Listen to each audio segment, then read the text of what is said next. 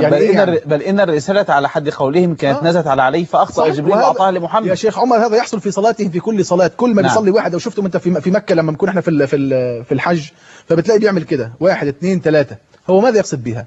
يقول فيها تاه الأمين تاه الأمين تاه الأمين، يعني سيدنا جبريل عليه السلام تاه في رسالته، فبدل أن ينزل على علي نزل على محمد صلى الله عليه وسلم. الله المستعان. يعني تخيلوا مشاهدينا الكرام أنهم يقولون وبلسان الصراحة حتى عبر قنواتهم كما قال الشيخ حسن أن الرسالة نزلت على علي فأخطأ جبريل وأعطاها لمحمد. بعد هذا الفاصل إن شاء الله عز وجل. قل لي أنت كم عمرك الآن؟ 23 سنة. 23. وتشيعت متى؟ منذ 7 سنين، حوالي 7 سنين. 7 سنين يعني كنت شاب صغير. اي في مرحله البلوغ واني كنت ماخذ عليهم فكره لا محاله انه الشيعه كانوا جبريل غلط في الرساله نزلها على محمد وكان ينزلها على علي. كنت ماخذ الفكره هذه معناها لكن لقيت هذا مش صحيح في الفكر الشيعي. لقيت هما انه محمد صلى الله عليه وسلم هو النبي، علي هو الولي بعده. هذا اللي لقيته في الشيعة. بعد بنيت التشيع وكانوا علي ولي خليفه بعد النبي صلى الله عليه وسلم. هذا التشيع معناها اللحظه هذيك. قتل اخوك نهارتها؟ قتلوا سيء اخوي هو دي انا كي نبحث معاه هو معناها كيفما اسال هو اللي نمشي نساله معناها هو اللي يجاوبني على الاسئله. هو مثلا حتى الكتب غادي وانا نقرا، وكيف انا فما سؤال معناها ما نتحير فيه نمشي نساله. فبتلاقي بيعمل كده 1 2 3.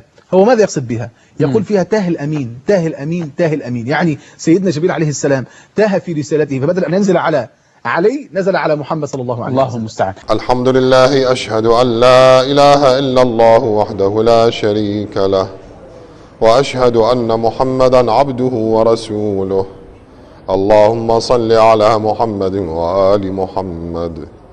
السلام عليك أيها النبي ورحمة الله وبركاته. السلام علينا وعلى عباد الله الصالحين. السلام عليكم ورحمة الله وبركاته.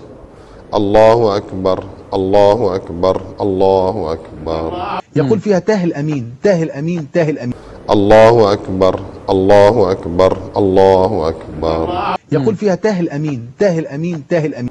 الله أكبر الله أكبر الله أكبر. الله وملائكته يصلون على النبي يا أيها الذين آمنوا اللهم صل على صلوا عليه وسلموا تسليما. اللهم صل على محمد. واني كنت ماخذ عليهم فكره لا محاله انه الشيعه كانوا جبريل غلط في الرساله نزلها على محمد وكان ينزلها على علي. كنت ماخذ الفكره هذه معناها لكن لقيت هذا مش صحيح في الفكر الشيعي. حتى لا يضيع أبناء السنة. اليوم السنة تشيعوا، أدركوا السنة يا عباد الله، السنة تشيعوا. اللهم صل على محمد وآل محمد.